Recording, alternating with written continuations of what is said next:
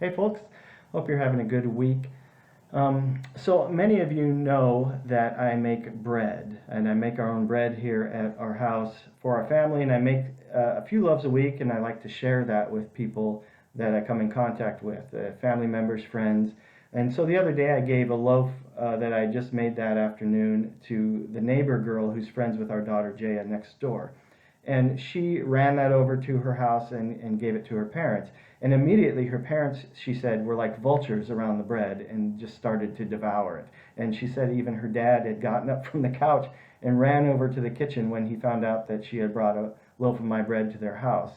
And she said, yeah, it'll be gone by the time I get back. And it amazed me and sort of surprised me that someone thought the bread I made was that good.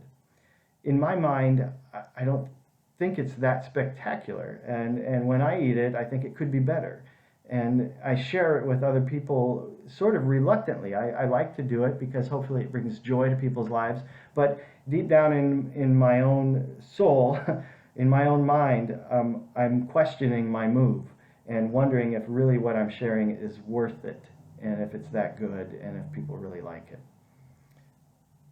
And I think that's the case with us a lot of times, with me not only, but with you.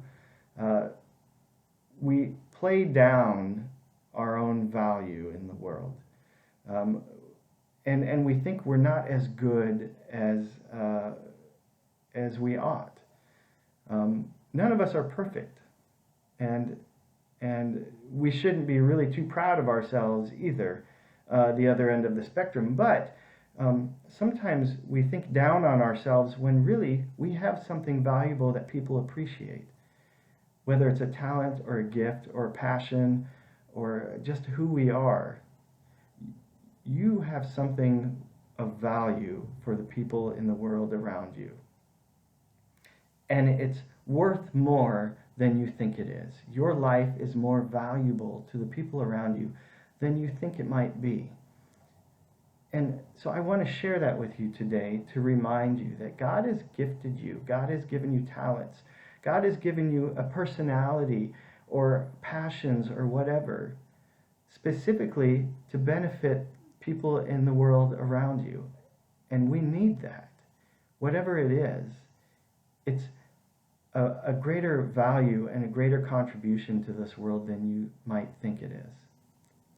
And so I want to encourage you to open up your lives and share what God's given you, because the people around you might need that. And it might just bring them joy. It might just bring them happiness. It might just remind them how good God really is, because you shared what it is that you've got to give. Jesus said in the Gospels, "Let your light so shine before others, so that they might see your good works and give glory to your Father in heaven." Now, Jesus isn't just talking about our gifts and our passions and our talents, though I think that is included in what he's talking about.